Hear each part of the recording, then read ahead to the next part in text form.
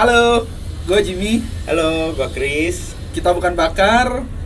Kita sama seperti kalian semua. Kita pejuang ketenangan. Nah, kemarin lu ada ngasih PR lagi tuh, Bang? Iya, ada PR, Jim. Jadi buat ngingetin aja nih teman-teman mungkin yang nggak nyimak terlalu sampai habis nih episode ketiga. PR-nya apa waktu itu? PR-nya itu kemarin adalah coba kita semua luangin waktu 2 menit aja. Luangin waktu 2 menit ya. 2 menit untuk perhatiin nafas kita sendiri, keluar masuknya nafas, hanya nafas yang kita perhatiin.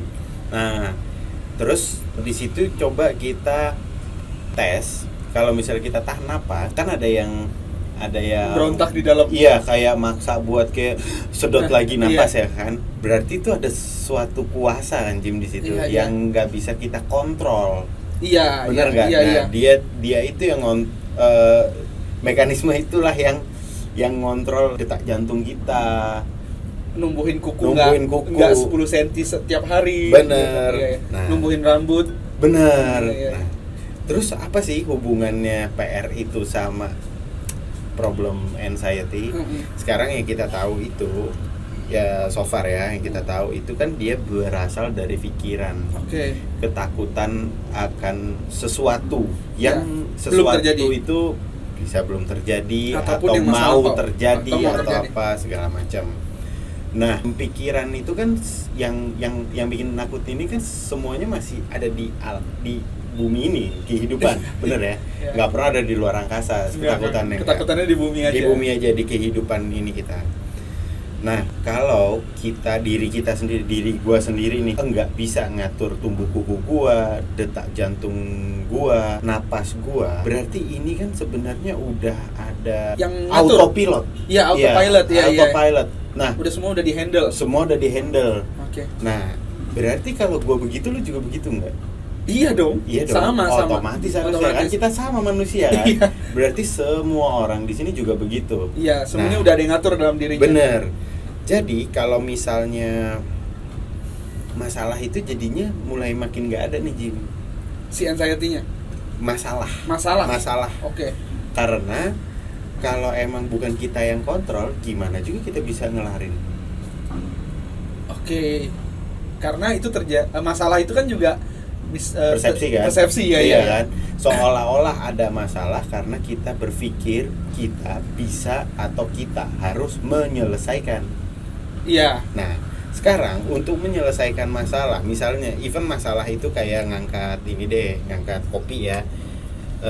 Lu minta gua untuk ngangkat kopi. Bang, angkatin kopi, Bang. Iya, oke Jim. Ringan. Iya. Gua merasa gua mampu. Tapi merasanya harus digaris bawain ya, merasa mampu. Untuk gua bisa ngangkat kopi, gua kan perlu banyak unsur, faktor. Yang bekerja sama untuk bisa ngangkat 3 gelas. Pertama otot gua. Otot gua itu harus bisa gerak ngangkat, berarti kan hidup ototnya bukan yang mati atau tersumbat ya. Sarafnya itu karena aliran darah bisa bersirkulasi ngalir terus karena ada yang mompa organ jantung. Nah, pertanyaannya adalah apakah gua bisa kontrol pergerakan jantung gua sendiri? Nggak bisa. Terus gimana gua bisa bilang kalau gua sanggup ngangkat gelas kopi ini? Ya, padahal lu tidak akan bisa sanggup. Iya, kalau nggak ada yang memberikan energi ke betul. Nah, konsep berpikir bahwa gua nggak bisa, gua ini bukan apa-apa dan ada yang mengatur ini semua, itu sangat-sangat meringankan beban gua aja. Jadinya sebenarnya itu yang gue praktekin. Apalagi yang harus ditakutin karena semuanya udah dikontrol. Iya. Karena kalau gue pikir ya, sebenarnya kalau balik lagi tarik mundur ke kita waktu baru lahir, itu malah lebih kita tuh ya no option, kita udah bener banget. No option kita kayak lahir di perut siapa, keluar dari rahim siapa, bapaknya siapa, ibunya siapa, terus juga mau dikasih nama siapa tuh kan kita nggak bisa milih. Nggak bisa. Dan sekarang, itu udah diaturin sampai gede aja. Sampai umur 27 tahun sekarang bisa hidup loh. Makanya Jim, berarti kan udah ada pengurusan auto urus nih di sini. Iya kan? Sebenarnya tuh ada sistem auto urus di dunia ini. Tapi itu yang kita nggak aware. Dan sesimpel 2 menit aja merhatiin nafas keluar masuk tuh kita sebenarnya udah jadi kayak, oh iya ya, gue nggak punya kendali sebenarnya. Benar. Contohnya gini deh, kalau gue bayangin gue narik nafas sendiri dengan pikiran gue nyuruh nih, gue misalnya seandainya gue merasa gue yang narik nafas nih. Iya.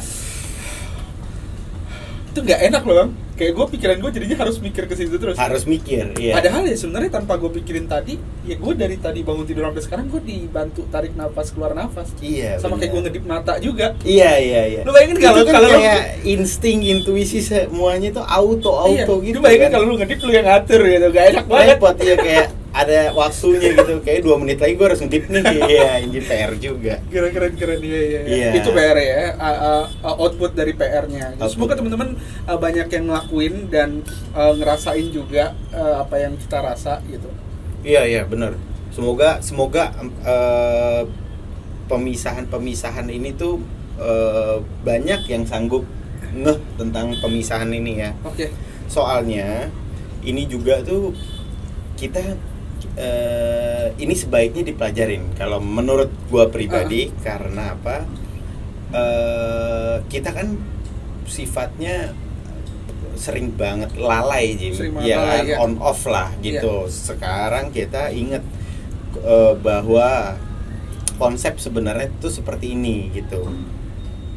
Kenapa gue bisa bilang sebenarnya? Karena ini memang sampai detik ini gue susah untuk mematahkan konsep bahwa segala sesuatu itu auto urus. Oh iya, udah ada yang ngurusnya. Iya. Okay. Nah, kenapa gue perlu mempelajari banget ini? Karena suatu saat gue pasti lupa. Dan gue pernah lupa masalahnya. Jadi gue pernah ada di kondisi off. Cuman karena alhamdulillahnya udah pernah paham konsep ini, tinggal balik lagi kan. Iya, tinggal ini aja, caranya. Kita tuh bukan kita nggak punya kendali. Iya, ini siapa sih gitu. Even kalau kita mau jujur-jujuran, problemnya kita ini sampai kita cemasnya 24 jam ini, itu problem apa? Kehidupan kan? Di bumi. Di bumi. Padahal lahir aja kita nggak pernah minta. Iya kan? Tiba-tiba lahir dalam pasangan suami istri, terus di dalam kondisi begini kehidupannya, terus nggak bisa milih sekolah mau di mana, gurunya siapa, temannya siapa, mau kaya mau miskin, nggak bisa pernah. Ada mau ganteng itu. Mau jelek, nggak bisa milih, nggak bisa, nggak ada persetujuan ini sketsa muka Anda nanti ya gitu, kok nggak ada ya. Jadi kalau di bahasa, kalau di agama mungkin dilupain. Jadi sempat ada deal-dealan di surga terus dilupain, tapi pun dalam keadaan emang kalau misal dilupakan, saat lahir pun kita dalam keadaan kosong dan kita nggak tahu apa-apa. Nggak tahu gitu. Apa-apa. Sebenarnya poinnya di situ sih. Kita given semuanya. Iya, berangkat dari ketidaktahuan, terus diberikan semuanya. Diberikan semuanya. Kita bisa diajarin, bisa ngenyot nenen dari kecil. Terus kita bisa hidup, bisa ngunyah makanan, bisa ngeden kalau misalnya buang air gitu. Betul. Itu tuh semuanya kan kayak auto tuh. Auto. Sampai sebenarnya hari ini bahkan juga. Detik ini coba kita makan sampai ketelan ke sini, siapa yang lanjutin pencernaannya? Emang kita. Kita mau atur agak ke kanan dikit, di kerongkongan gitu, tempelin dikit, masuk lambung sekarang, nggak nanti gitu. Emang bisa? Nggak bisa, itu semua auto. Jadi kita tuh sebenarnya nggak ngehandle kehidupan. Kita tuh cuman menjalankan kehidupan. Tugas kita. Iya, jadi pola pikirnya tuh harus berubah sekarang. Kalau mau tenang pola pikir tuh harus mulai dirubah bahwa kita hidup ini bukan untuk jadi apa, bukan untuk jadi kaya atau apa, terus berjuang sampai kayak gimana, bukan. Tapi untuk nikmatin aja prosesnya. Gila sesimpel itu ya. Sesimpel itu. Nikmatin aja udah. Nikmatin aja, Jim. Nikmat ini bukan berarti harus menikmati semua hal yang baik, enggak. Hal buruk yang kita terima pun itu juga harus dinikmati gitu. Harus, karena mau nggak mau semuanya given. Iya, semuanya diberikan. Sesuatu yang bikin kita happy itu pemberian. Mau bilang usaha kita, misalnya, Jim, gue seneng banget kalau bisa ngopi. Nih, gue angkat gelas kopi, gue seruput ya. Wah, gue happy banget gitu. Lu bisa ngopi. Iya, gue bisa ngopi, gue ngerokok. Gue seolahnya Chris benar-benar mampu untuk ngangkat ini semua. Bisa nggak gue bikin detik ini juga gue stroke? Nggak bisa. Tapi stroke itu datang dengan sendirinya. Nah, once gue stroke, gue paralyzed, gimana caranya gue mau happy? Karena lu udah mematokkan kehappyan lu tadi itu dengan lu bisa dengan mengendalikan gua semua. yang ngendaliin semua. Karena lu merasa bisa mengendalikan tadi. Bener. Pas lu stroke, lu merasa tidak bisa mengendalikan itu. Betul, langsung drop stres lagi. Iya. Iya. Paham. Padahal kalau gua ngerokok atau tidak merokok itu the given dari hidup. Oke. Jadi sebenarnya dalam kondisi apapun ya kita tetap harus sadar itu kalau semuanya given gitu. Benar. Dan anxiety itu malah jangan sampai mempengaruhi kita untuk ngebuat seakan-akan itu adalah kita yang membuat itu gitu. Karena itu sebenarnya ya muncul begitu saja. Dan orang anxiety itu orang-orang terpilih kalau menurut gue, Jim. Orang-orang yang bisa dibilang disayang Tuhan. Oke. Kenapa? Mereka disadarkan sesuatu rasa dikasih yang sifatnya nggak enak dan mereka mau nggak mau cari jalan buat ngilangin rasa nggak enak itu. Dimana rasa nggak enak ini cuman bisa dihilangin dengan pemahaman sesuatu yang sifatnya mutlak benar, nggak bisa dipatahin. Sekarang contoh ya, kalau gue misalnya ngomongnya gue memotivasi lu untuk jadi orang kaya, pengusaha sukses segala macem. Tapi lo kan punya unsur faktor-faktor yang bisa bikin lo jadi pengusaha sukses atau tidak. Iya kan? Nah, apakah gue memperhitungkan itu? Enggak. Karena gue nggak ngasih teori yang benar. Lu cuma bilang, lu cuma ngasih gue angan-angan sebenarnya. Angan-angan. Sekarang untuk bisa jadi ke satu titik berarti kan butuh kemampuan berpikir yang merunut ke titik itu, benar? Iya. Ada prosesnya. Nah, step by step ini tuh terlihat sangat jelas sama lo. Sampai lo bisa, gue hari ini harus ngelakuin ini, besok ini baru sampai. Kan ada orang yang nggak bisa ngelihat step-step ini. Apakah salah orang itu? Enggak, Jim. Karena setiap orang kan udah dibentuk dengan sendirinya secara auto yang A jadi apa, B jadi apa, C jadi apa. Kalau semua orang pengusaha, terus yang lu punya kantor, terus yang bersihin kantor lu siapa? Iya, nggak ada, masa lu ngepel sendiri. Walaupun yang bersihin robot, tetap harus ada orang yang belajar bikin tentang perobotan. Bukan. Dan di kantor kerja robot itu ada karyawan lagi. Iya. Semua orang, setiap individu, kalau kita lepas semua penilaian masyarakat ini ya, sebenarnya semuanya itu bagus, Jim. Penting nggak semuanya. Ada yang rendah. Iya, semuanya itu penting. Semuanya dalam punya part penting. Perputaran dunia ini gitu. Semuanya penting gitu. Bener banget. Jadi jangan menyesali apapun kita jadi apapun kita ya. Dari situ sih sebenarnya Dari situ kita pertama mesti bangun dulu. Kalau ya kita spesial sebenarnya. Ya kita berperan penting dalam roda kehidupan. Bener. Jadi you don't need to be stressed out gitu, kayak walaupun lu dalam kondisi saat ini lagi ngerasain sucks gitu, ngerasain kesal banget sama kehidupan lu, sebenarnya kehidupan lu yang saat ini nih berperan penting juga buat perputaran dunia ini. Betul, gitu. Emang ini udah ibaratnya bahasanya udah takdir Tuhan lah. Tuhan memang berkehendak buat mengadakan kehidupan ini gitu. Berarti kan harus ada agent kehidupannya, yaitu ya kita ini. Iya, petugas kehidupan ini. Ya, jadi peran kita ya cuman menjalankan kehidupan dan menikmati. Udah jadi saksi aja. Iya. Nyaksiin terus kehidupan ini tanpa kasih penilaian, even itu untuk diri kita sendiri. Tanpa ngejudge ya. Ngejudge ini mau baik mau buruk itu ngejudge itu judgement loh. Baik itu juga judgement. Aduh, nanti gua kalau begini gimana? Kok lu judgmental apa diri lu sendiri? Nanti kitanya sendiri yang ngerasain gak enaknya kan. Kayak gitu. Sebenarnya poinnya di situ sih. Paham. Keren ya. Gila nih emang ini memang topik serius sih. Iya, Anxiety ini topik serius sih. Ya. Dari episode 1 kita menjelaskan tentang apa yang kita rasa, terus yang kedua kita ngebahas gimana cara kita nyembuhin, terus ketiga kita coba cocok logi cerita Kerasakti dengan proses penyembuhan ini gitu. Ternyata emang ngaruh juga, dan sebenarnya tahap yang di episode keempat ini kita juga kalau dikait-kaitin juga masih sama aja kayak Sun Gokong dan Tom Sanchong itu sebenarnya formatnya. Benar.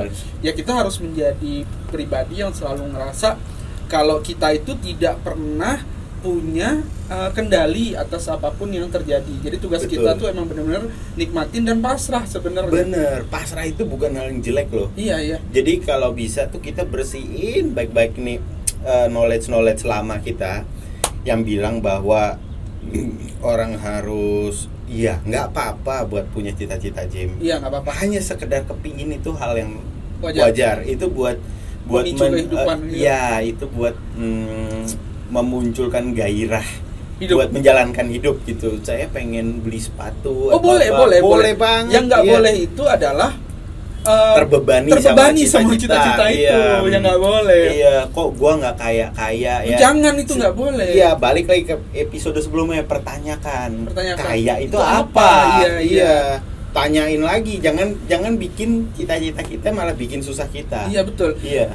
Malah kalau ngomongin masalah kaya ya, banyak orang-orang yang kondisinya keuangannya udah gede banget, kaya banget, tinggalnya di kawasan elit.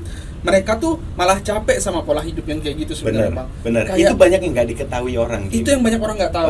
Orang tahu ya enak-enak aja. Sedangkan orang-orang yang gue bukan mau underestimate, kerja kayak di pedesaan, dia bangun tidur langsung ke sawah, ada makan siang yang disiapin istrinya, pulang habis itu bawa panenan, habis itu makan bareng keluarga di ruang tengah. Itu tuh so much fun, hangat. Iya, enak itu. Iya. Apakah itu tidak menyenangkan buat mereka? Jauh lebih menyenangkan dibandingkan kita yang sekarang terbebani dengan KPR seandainya, Kredivo, bagian Shopee Paylater, terus misalnya kredit motor. Iya. Sekarang gini aja logika. Kecuali ini ya perampok bank besar ya. Tapi yang normal-normalnya orang kalau misalnya dia punya pemasukan 50 juta atau bahkan sampai 100 juta, pertanyaannya adalah apakah dia punya waktu untuk menikmati kekayaannya? Itu jarang loh. Jarang yang bisa punya waktu khusus. Yang ada tuh tekanannya lebih besar. Karena orang yang dapat gaji segitu itu pasti tanggung jawabnya lebih besar. Iya, itu deg-degan, malah kena cemas juga, Jim. Karena ngelihat misalnya laporan saham perusahaannya turun dikit aja, dia orang yang paling panik kan, gitu. Jadi emang kita bukan ngajarin teman-teman buat jadi kayak kita hidup gelandangan aja, enggak gitu. Sebenarnya apapun hidup kalian, apapun yang udah kalian jalanin, kalian dapetin sekarang, nikmati. Jangan terbebani. Iya, jangan terbebani, nikmatin aja. Itu emang cuma peran kita selama kita hidup. Harus selalu siap dengan kondisi apapun yang bakal kita terima. Itu sih kondisinya supaya nggak anxiety. Supaya nggak anxiety. Benar. Lepasin dulu tuh anxiety. Jadi karena kita sebenarnya tahu yang teman-teman rasain itu kalau pas kena anxiety itu banyak ya, kayak misalnya asam lambung akut, atau misalnya sampai kena waktu itu gue sempat ngelihat kayak misalnya sampai fatty liver, atau misalnya banyak penyakit yang ada dalam diri. Itu semuanya tuh sebenarnya ya emang bagian dari bagian luar bagian dari diri kita aja yang emang harus ada gitu sebenarnya. Nah, anxiety itu memperburuk itu semuanya gitu. Jadi sebenarnya yang harus dikompres, yang harus ditenangin dulu tuh si anxiety disordernya dulu. Habis itu baru kita berusaha buat nyembuhin yang penyakit-penyakitnya itu gitu. Karena kalau penyakitnya udah sembuh, anxiety-nya masih ada, ya itu nanti bakalan ada lagi. Iya, gitu, benar. Jadi pertama memang harus benerin, ngebersihin dulu dari knowledge lama. Habis itu tanam dengan knowledge yang baru, yang benar, dengan bahwa hidup ini given. Iya, given. Habis itu ya udah tinggal jalanin kan. Iya. Nanti suatu saat ada off, lupa, tinggal inget lagi. Ini given. Iya. Gitu. Jadi situ aja. Pokoknya lepasin dulu aja tuh berusaha dulu kita buat nyembuhin anxiety disordernya. Benar. Nanti setelah itu ya itu selalu diinget tuh si kuncian ini nih, gimana caranya kita bisa terus hidup dengan keadaan si Tom Sancong itu, dengan si Kerasakti, dengan tetap ada ikatan kepalanya. Iya. Gitu. Nah, itu tuh supaya bisa dipanggil pakai mantra kan. Nah, mantra kita ya ingat bahwa lagi, hidup ini hanya given gitu, biar diturun lagi. Oh baik guru. Oke teman-teman, nanti kita lanjut lagi di episode berikutnya. Kita mau ngebacain, kita mau masuk ke grup penderita anxiety disorder di Facebook. Kita mau ngeliat nih teman-teman ngerasainnya apa aja sih saat kena ini gitu. Untuk episode ini semoga bermanfaat buat teman-teman. Kalau misalnya ada yang mau ditanyakan atau ada yang mau didiskusikan, silakan tulis di komentar. Ya, boleh juga mungkin mau nge-DM gua gitu atau mau nge-DM Chris juga boleh banget. Boleh banget. Silakan kalau mau bisa nanya-nanya. Bisa ke IG kita juga. Bisa ke IG kita, nanti gua tulis di deskripsi ya. Jadi nanti kita akan respon pasti gitu untuk teman-teman sekalian. Karena balik lagi tujuan kita adalah supaya semuanya bisa ngerasain ketenangan dan bisa nyaman jalan hidup. Amin ya. Oke. Dah semua. Gua Jimmy. Gua Chris. Sekali lagi kita bukan pakar ya. Iya, kita bukan pakar. Kita cuman sama banget kayak kalian. Kebetulan kita alhamdulillah udah dapet pemahaman baru buat nolong kita masing-masing. Jadi kita mau share ke kalian. Teman-teman juga. Dah semuanya. Dah.